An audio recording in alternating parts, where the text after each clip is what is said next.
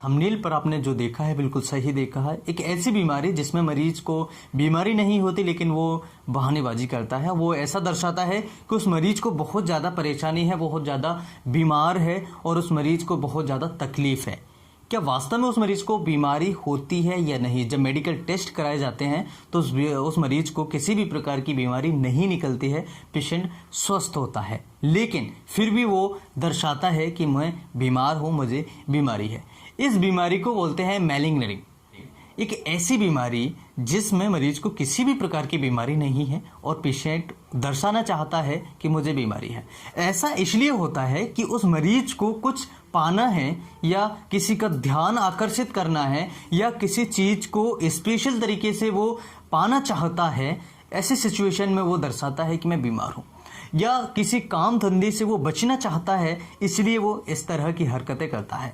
आपने देखा होगा कई ऐसे पेशेंट्स होते हैं जिनको आप बोलेंगे और बोलने पर वो ऐसे करता है जैसे कि उसको सुनाई ना पड़ा, राइट। और कई ऐसे पेशेंट्स होते हैं जिनको सही से दिखाई नहीं दे रहा, लेकिन एक्चुअल में उनको सही सुनाई दे रहा होता है और उनको सही से दिखाई भी दे रहा होता है, लेकिन वो कुछ ऐसी हरकतें करते हैं जिससे कि काम से बच सकें, ज़्यादा काम का लोड ना हो। या फिर कुछ ऐसे पेशेंट्स आपने देखा होगा जो काम चोर होते हैं, जो कुछ ज़्यादा करना नहीं चाहते, वो ऐसी कंडीशन में अपने काम को सही तरीके से नहीं करते हैं।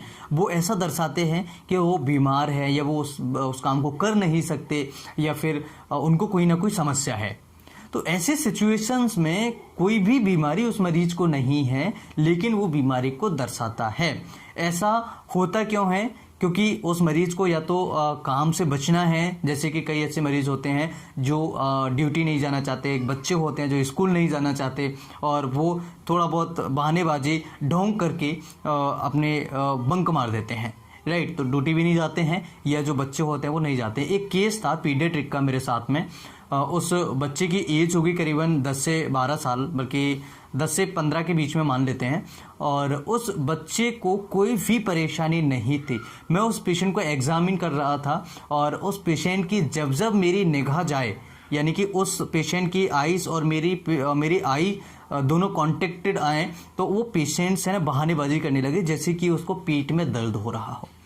और काफ़ी टाइम से एक कंपाउंडर को मैंने बोला कि इस पेशेंट पर थोड़ा सा नज़र रखो और मुझे बताना बाद में कि क्या होता है। तो ऐसी सिचुएशन में उस बंदे ने ऐसी हरकतें की जो देखने लायक थी। और एक्चुअल वहाँ पर जो कैमरा लगा था, तो कैमरे में हमने देखा कि वास्तव में क्या सिचुएशन है। उसके माता पिता को हमने समझाया कि ऐसी कोई दिक्कत वाली बात नहीं है, इस बच्चे को कोई भी किसी भी प्रकार की समस्या नहीं है। ऐसे पेशेंट्स के साथ में एक अलग प्रकार का ट्रीटमेंट होता है कि पेशेंट को बता दिया जाता है कि आपको 5 दिन सुबह शाम इंजेक्शन लगेंगे और ओरल दवाइयाँ खाने के लिए अलग से दी जाएंगी, आपको एडमिट किया जाएगा, आप पर ड्रिप्स वगैरह लगाई जा सकती है तरह तरह की, और आपको बड़ी बड़ी जांचें भी आपकी कराई जा सकती है जिसमें आपको मशीन के अंदर भेजा जाएगा। इस तरह के उस पेशेंट को समझाया जाता है। पेशेंट अगर नहीं समझ में आता है तो उस पेशेंट को एडमिट भी किया जाता है। ऐसे पेशेंट्स का ट्रीटमेंट काउंसलिंग करने से, या हो सकता है कई पेशेंट्स ऐसे होते हैं जो एंजाइटी डिप्रेशन के शिकार होते हैं,